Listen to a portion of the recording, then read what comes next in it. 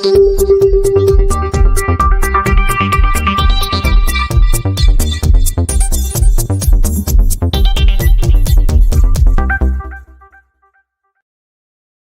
कश्यप है।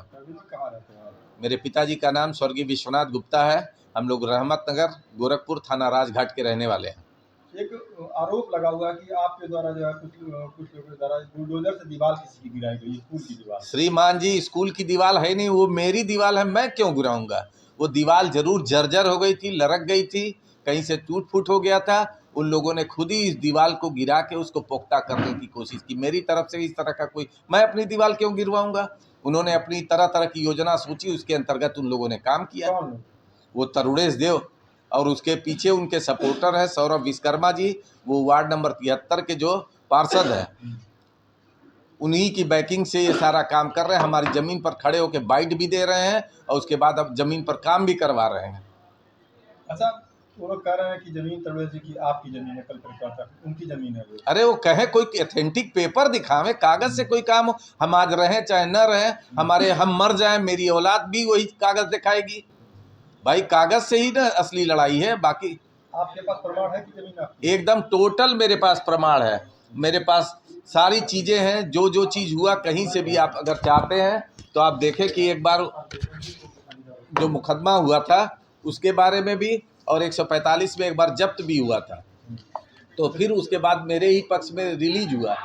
उसके बाद इन्होंने स्टे भी लिया था, स्टे भी इनका हाई कोर्ट से वेकेट हो गया। वो जितने भी मुकदमे हाई कोर्ट में किए सब खारिज हो गए। उसके बाद वहाँ से मनाहियत हो गई कि हाई कोर्ट में अब कोई भी मुकदमा आप पेश नहीं कर सकते।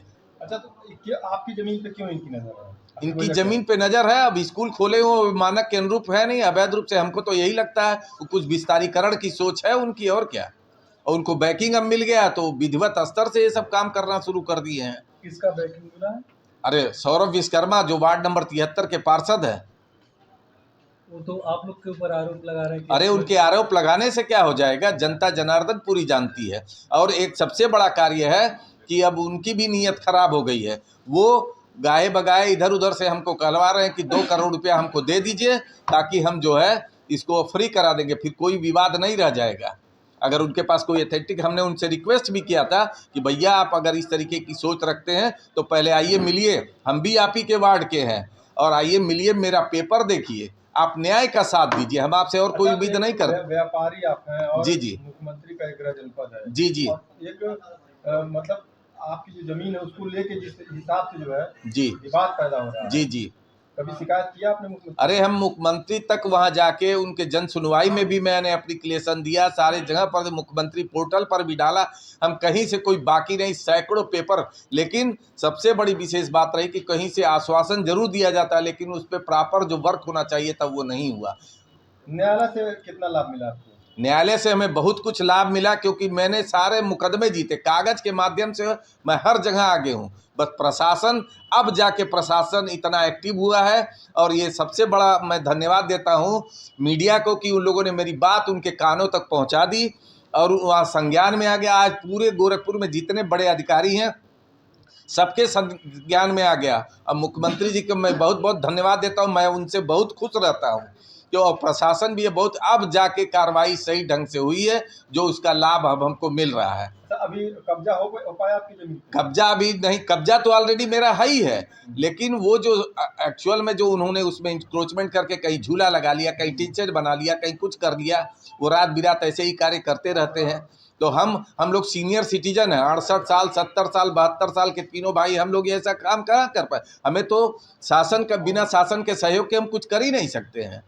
कितनी जमीन है? अरे कुल मिला जुला के लगभग 20 डिसमिल की जमीन है और कुछ उन्होंने पहले भी मकान बनवा लिया तो उसमें भी कुछ जमीन दबी है। जब नप्पी होगा तो सब बाहर आ जाएगा। अच्छा, जो जमीन जितने विवाद है टोटल 20 डिसमिल जो बता जी रहे जी, हैं, उस पर नाम किसका है? उसमें हम तीनों भाइयों का नाम है, राजवीर, रणवीर, रघुवीर, तीनों भाइयों का। हमारे पिताजी माताजी नहीं रह गए तो विरासत में हम लोग उस शासन के माध्यम से हम लोगों के नाम हो गया। अब क्या चाहते हैं? अब हम चाहते हैं कि हमको एक टीम गठित हो जाए राजस्व की और आके हमको मौके पर नप्पी करके हमारी ज़मीन को हमको हवाले कर दे और उनको सदा सदा के लिए उससे जो है निष्कासित कर दिया जाए।